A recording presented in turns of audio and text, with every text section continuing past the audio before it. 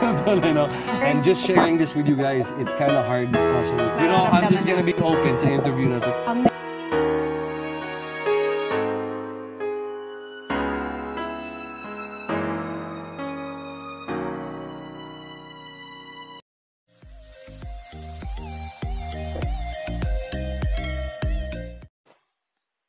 Hey guys, ayan, update tayo kay Gerald Anderson. Finally, nakausap na nga, na-interview na nga ni Tony Gonzaga si Gerald. At ito na nga ang katanungan na ayon kay Tony, one of the reasons kung bakit pinag-uusapan sila sa social media hindi nga sa kanilang relasyon. Because everyone thinks that break up na kayo ni Julia Barreto. So ito nga ang sagot ni Gerald, no. We're okay, kaya is because okay kami. everyone Kanina nga thinks na napaaga nag-break ko in ni din ko siya Julia. sa No, airport. we're over it. Papunta sila ng Dubai. Kanina Kaya hinatid ko medyo siya sa napaaga. So airport, yun yung papunta mga sila sagot ni Dubai. Kaya Gerald medyo Anderson. At napaaga may ako. kabit pa ito na It's patay not talaga ako. true. No. Parang Nung mabanggit ito nag-erase ni daw Tony ng about photo. babaero.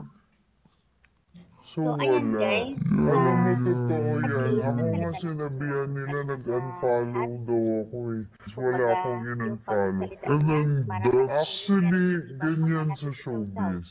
Hindi Dahil lang syempre, sasabihin. na-bother na rin Inuunahan si kanila. Julia lalo at busy siya. And then, yun yung basihan. Ang pinagbabasihan kasi nga raw nila doon, Naka-follow pag ba? nag-follow, pag-mura Naka-unfollow ba? ni Julia ng mga photos ni Gerald. Oo, ang daming marites talaga kasi nga nag-trending na nga sila ilang araw na itong issue sa kanila. Kaya siguro, lumitaw na nga itong si Gerald na walang katotohanan. We're okay. Hinatid pa niya si Julia sa airport dahil papunta si Jules sa Dubai. At least malinaw na ang lahat. Wala nang mga haka-haka. Sana madala na rin ng iba pang bashers, ang mga ibang nagpapa-spread ng fake news.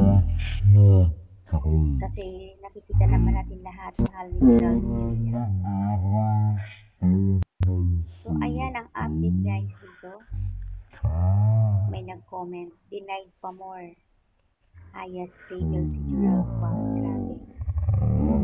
Sana lang panindigan mo yan. Mostly kasi sa mga babae ni Gerald kaya nagkaganyan. Sa pagiging cheater niya eh. Kaya ang mga babae kawawa sa kanya.